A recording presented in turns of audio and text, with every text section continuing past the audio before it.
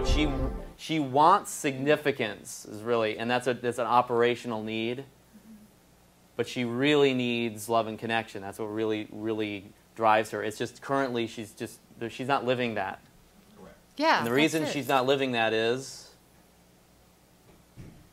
maybe I don't feel authentic in getting it just like that. Maybe I feel like I have to be significant to get the love and connection. So what do you believe? You have to be significant to get love? Oh, for sure. Okay. And what was a significant emotional event that taught you that? Probably being given up for adoption.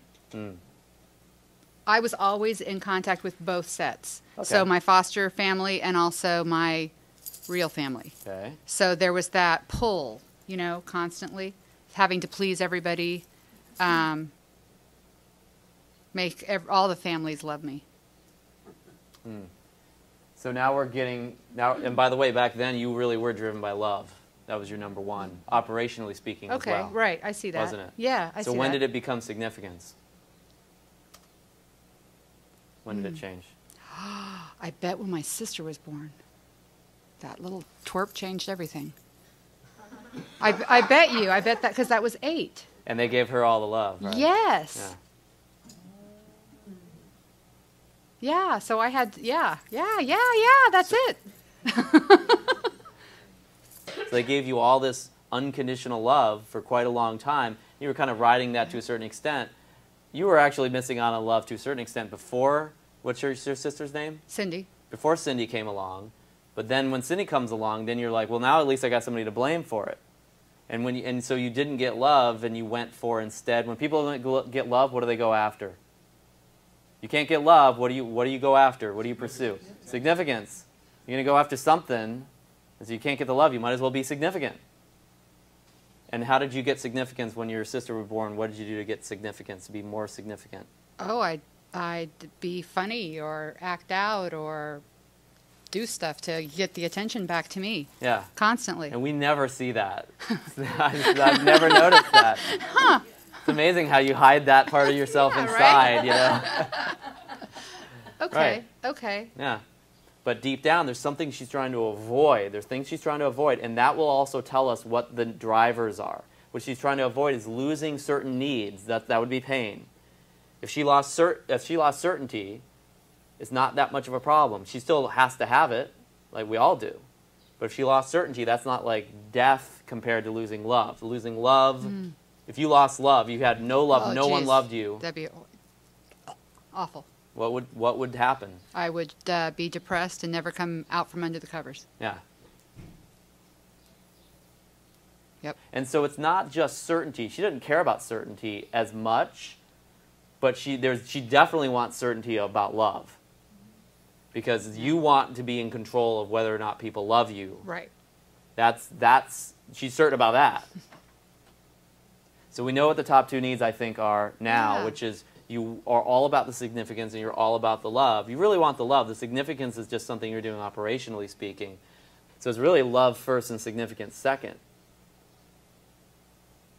That's really what it is, operationally speaking, based upon what you're telling me at least. This moment, yeah. Okay. There are people probably where you flipped it, but that's probably because their love is not as important, is not as significant to you anymore. Yes, because right. Yeah. So with those individuals, you go for the significance because you don't feel significant with them loving you as other people loving you, whatever that is, based upon your rules. Okay. So you flipped it, operationally speaking, there, but you still want the love number one. And in fact, if they stopped loving you, like really stopped loving you, you might all of a sudden make it important again. Yes, because I want everyone to like me. It's okay if I don't like them, but I want them to like me. And here's why we know she's not certainty driven, is because the people that always love her, she's like, okay, whatever. I got to go get the people that don't yet love me or that maybe won't love me. She wants the jackpot. She wants the variety of love. Yeah, because I want everyone. Yeah. Right. Especially the ones that don't yet love you or only love you a certain amount. Or love you at times but not others. That's messed up. Yeah. Yep, that's it. The animal part of you is like, I have to be loved. Yes. That is not, because there was one moment in your life when again, but you probably, again, before your sister, what's her name again? Cindy. Before Cindy was born, they're just like, you lost love, and it's like, that's it, I have to get love. Then when Cindy was born, it's like, wait a second, I have to get love. They're starting to love Cindy a little bit. I got to do something to fix this. Right. You know, so she was already trained at that point. There's Yeah. something before her where she was rejected, and she's like, oh my gosh, maybe I'm unworthy of love. And so there's a moment where all of a sudden, instead of unconditional love from mom, you get a harsh tone or a look or slapped or ignored, even worse. And that was like 4 or 5 probably when that happened. Yep. And then you're like, okay, I realize I got to jump through some hoops now to get love. I can't just lay around and poop in my pants anymore.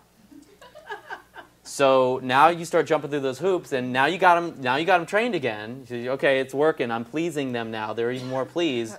And then Cindy's born. And it's like, okay, now they're pleased by Cindy. That's the problem. And you create this relationship with Cindy and all this kind of stuff. It's all about love for you. You were a love bug. You were not just addicted to love. I mean, life is for you is love. It's getting love and manipulating and utilizing ways to get the love for yourself or feel it. And avoid losing the love as well. So it's getting it, getting more of it, and it's also avoiding losing it. So you see, she doesn't really have a major vehicle for significance. Which was, by the way, one of the reasons why you thought, and we thought, it might be number 1, is because you're super hungry for it right now, and you're pursuing it, and you're doing all this variety of things to get it, really to get the love, but significance isn't on top. It just looks like it's on top right now. It might really be on top, operationally speaking, currently. But it's definitely love is number 1. But it's Because there. I want to get the love and connection from my clients, too. Yeah. It's just another way to get love for you. It's just a significant way to get it where you get more attention and you can keep playing that game. So what was the last significant vehicle in your life? In other words, the thing that you did or were or had that made you, that you knew you were significant. And it's not there anymore probably, but what was it? My job. And what did you do? I was an account executive with Linder. And what about that was significant? In other words, if I asked you, well, why is that so important, or why does that make you significant, what would you say? Because I was one of the best. One of the best. It's right there. And then now you don't have that vehicle anymore. No. And by the way, when that vehicle went away, or when you thought it was going to go away, in that experience, what was that like for you? I had to re-identify myself. I had to figure out what I wanted to do. Like, who am I now? Yeah. It's a who am I kind of thing, which is really what she does. It's a career. You see the career is the vehicle? Her career is her vehicle for significance. And she doesn't have that right now. There was a change in. So it was really about love, but that was the way you got it. That was what had to happen. So you just wanted the significance. You didn't really care about that. But it's still probably number 2 as far as what your needs were. And then now that's gone away. And now there's uncertainty. That's, by the way, again, why you feel like you're uncertain. It's not because it's important. It's just you just need the significance back. And now you're uncertain about how you're going to get significance. So now, here's what just happened to her in her life. She lost all her significance. She didn't lose her love, but now she's probably not feeling it as much or not loving herself as much because maybe it motivates her or whatever. But she's concerned about it, at least. And she's uncertain about the next thing that she's going to get for significance, which you can survive, but it's still not fun. It's at least uncomfortable. She's uncomfortable. She's uncertain. She's unworthy now or insignificant. Yep. So you actually got a ton of variety, it sounds like. Yeah. And you're doing the variety thing, but what you're definitely missing is you're definitely missing significance and you're definitely missing certainty right now, which makes it look like those two are really high. But they're really not. It's just when they go down to 1 or 2, like right now in your entire life, how much certainty do you have? How certain do you feel on a regular basis? On Not 0 much. to 10? 3. Like a 3 in certainty. And when you had the job, how much? 10.